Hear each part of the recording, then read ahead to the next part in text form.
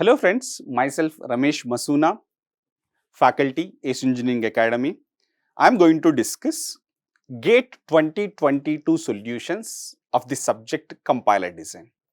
In GATE 2022 from the compiler design, there are totally 3 questions asked and which is consisting of totally 4 marks. And that 3 questions are from the topic syntax directed translation, parsing, and one theory question which is covering all the topics.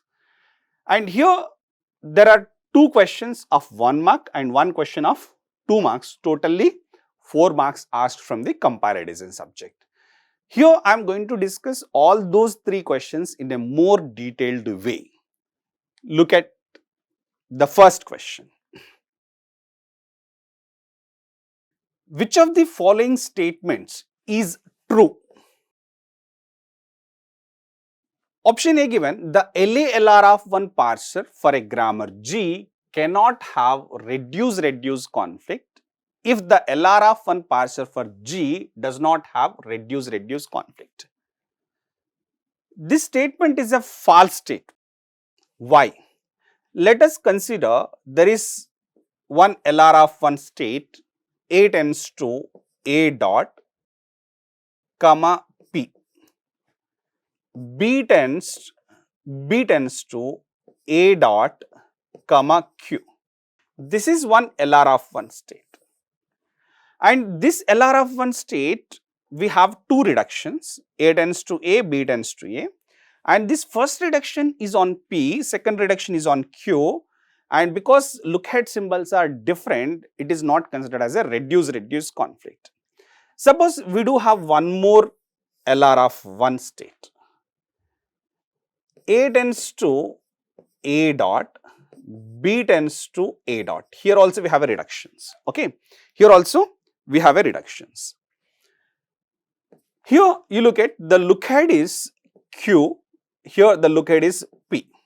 Now this is also reductions. A tends to A reduced and B tends to A reduced. A tends to A reduction should be done in Q and this is done in P. And both reductions are on different lookahead non-terminals. This is not a conflict. It means it is not a conflict in LR of one states.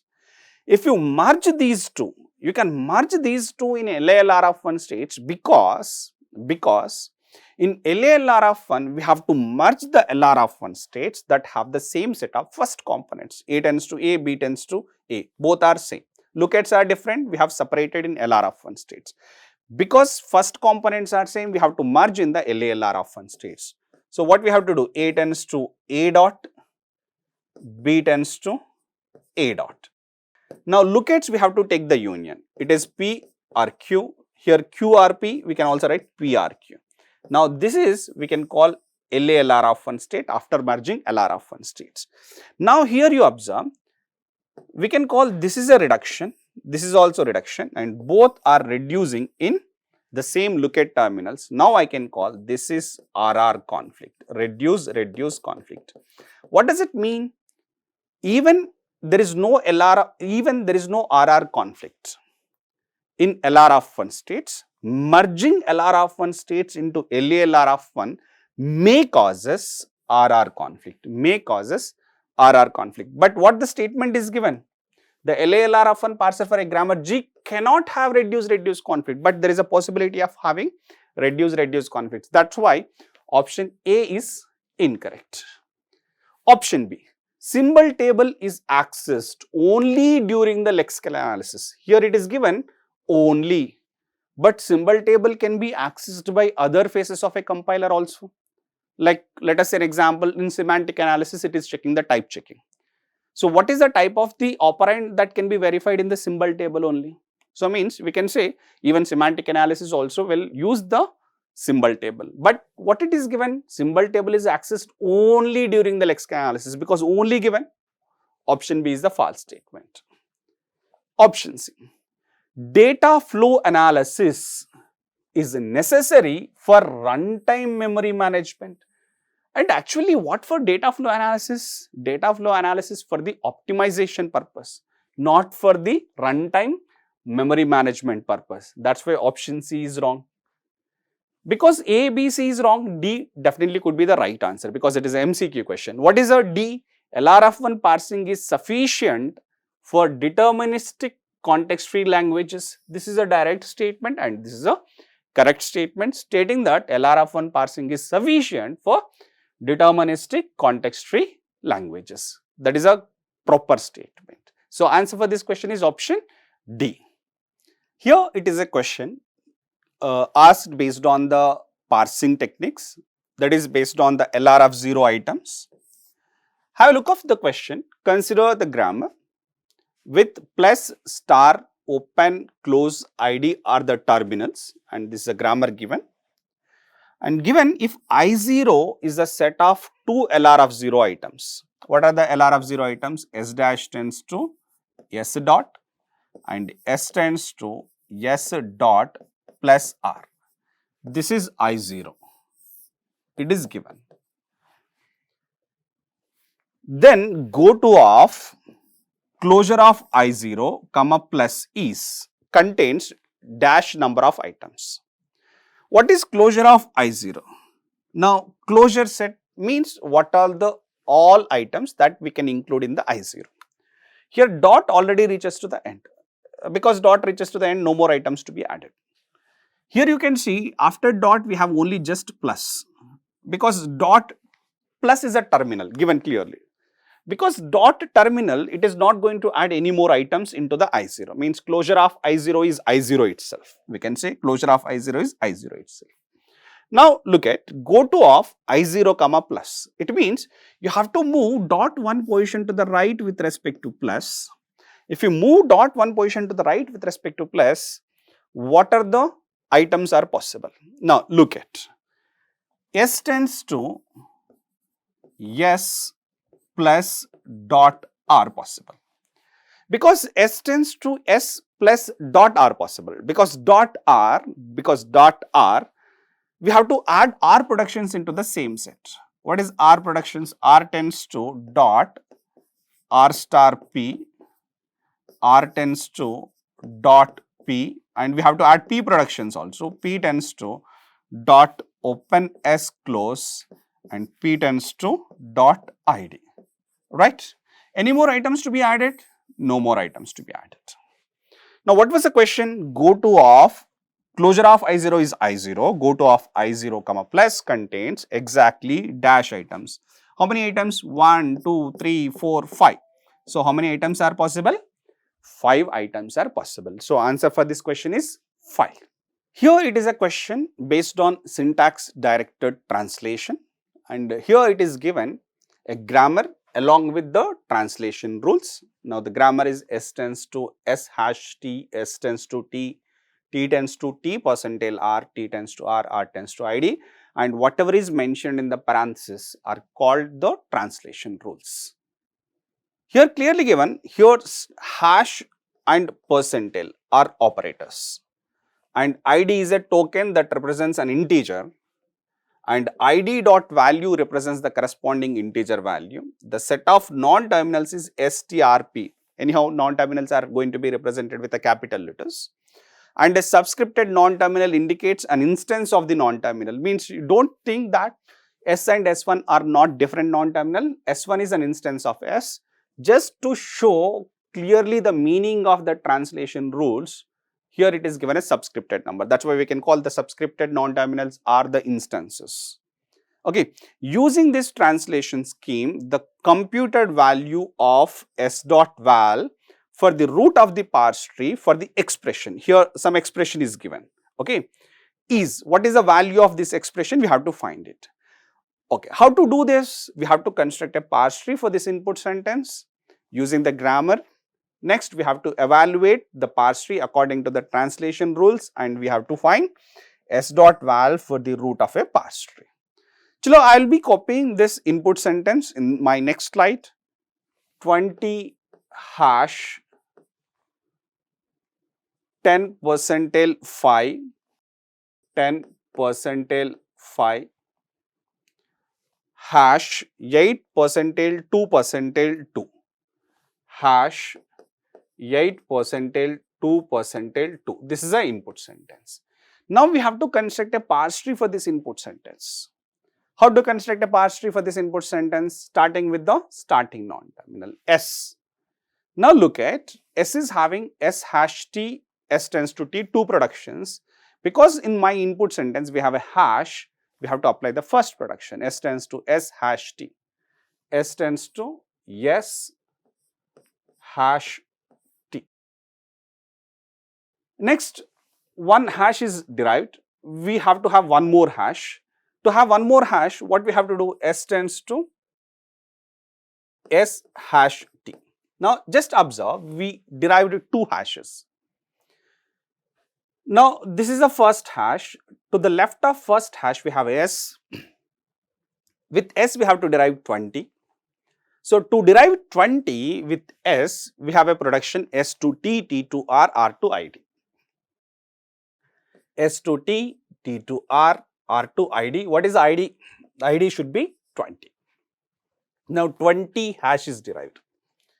Here, next we have to go with non-terminal T. With T, we have to derive 10 percentile phi. Now, to get 10 percentile phi, we have to apply T production, T percentile R. Now, go with T to be replaced with T percentile R, so that we derived percentile symbol. Now, with T, we have to get 10. So, T should be replaced with R, R should be replaced with 10. 10 is derived. And with R, we have to get phi. So, R should be replaced with phi. This is derived, hash is derived. Now, with T, we have to get 8 percentile 2 percentile 2. We have to apply T production. We have a T production T percentile R.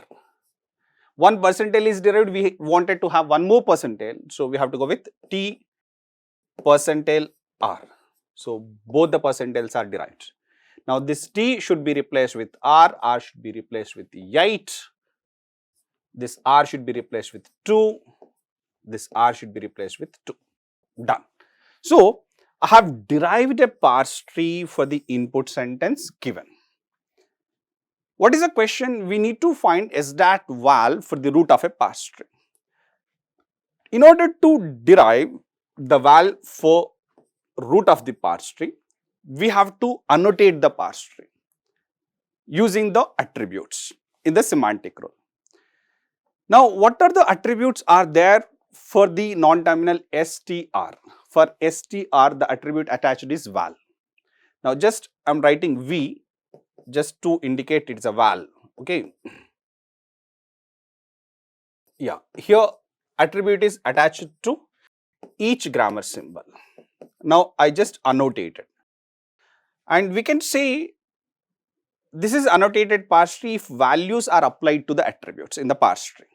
Now, look at R tends to 20. R tends to 20 means R tends to ID. What semantic rule is associated with R tends to ID? You look at R val equal ID val. That is a semantic rule. So, means R val equal ID val. ID val is the respective integer value. It is given. So, it is 20. So, wherever R tends to ID production is there, that R value is the ID value. R value is ID value. Here it is 5. Here it is 8. Here it is 2. Here it is 2. Okay. Next, just look at the production T tends to R. T tends to R had a semantic rule T val equal R val. T val equal R val means it is going to be 20. Here it is 10. Any other productions? Here it is 8. That's it. Next, here you look at S tends to T production. What is the semantic associated with S tends to T? S val equal T val. S val equal T val means this is going to become 20. That's it now? Yes. Now, look at here we have a T percentile R. T percentile R. T tends to T percentile R. What is the semantic associated with the T tends to T percentile R? T val equal T1 val divided with R val. T val divided with R val. Look at T val is 10 divided with R val is 5. 10 divided by 5 which is equals to 2. Here you can look 8 divided by 2 which is equals to 4. 4 divided by 2 which is equals to 2. Next, what production is applied? S tends to S hash T. What semantic rule is there? S val equal S val into T val. That hash is representing the multiplication. S val into T val. Look at 20 into 2, it is 40. Now 40 into 2, which is equals to 80. Now what is the question? What is the S dot val for the root of the parse tree for this input sentence? The S dot val for the root of a parse tree for this input sentence is 80. So answer for the question is 80 is the correct answer for the question. This is one way of solving the question. How we have solved? Constructed a parse tree and evaluated the parse tree according to the semantics. This is one way. Other way of solving the question is very simple. First, you have to understand the grammar. Here you observe the hash is a terminal associated with a starting non-terminal. So that hash is having the least precedence. Hash is least precedence, or we can call lowest precedence. And the percentile is coming after S to T, T with percentile is coming. Means T is going to appear in the bottom of the tree. Sorry, percentile is going to appear in the bottom of the tree, so that the percentile is having highest precedence. And you also observe here S tends to S hash T. So we can call it is left recursive, because leftmost symbol in the RHS is same as LHS. We can call left recursive. Then the associativity of hash is the left associativity. And look for the percentile. T tends to T percentile R. We can call even percentile is also left associativity. So we understood the precedence and associativity. Now we can evaluate the expression, find the answer easily. Now what is the expression? 20 hash 10 percentile 5 hash 8 percentile 2 percentile 2. How expression is going to be evaluated? Highest precedence operator is going to be evaluated first. That is percentile is the highest precedence. Now 10 percentile 5, it is 2, and left associative means leftmost operator is going to be evaluated first. 8 percentile to 4, now 4 percentile to 2. Now it becomes 20 hash 2 hash 2. Next hash, lowest precedence. Now hash has a semantic rule star, so means multiplication. Because more than one hash is there, and it is going to be evaluated according to the associativity, left associativity. 20 hash 2 means 20 into 2, 40. 40 hash 2, which is equals to 80. 80 is the answer. This is another way of solving the same question in a more simpler way. But regular procedure is we have to construct a parse tree for the input sentence, evaluate the parse tree according to the semantics, and we can find the S dot val for the root of the parse tree. That is a regular procedure.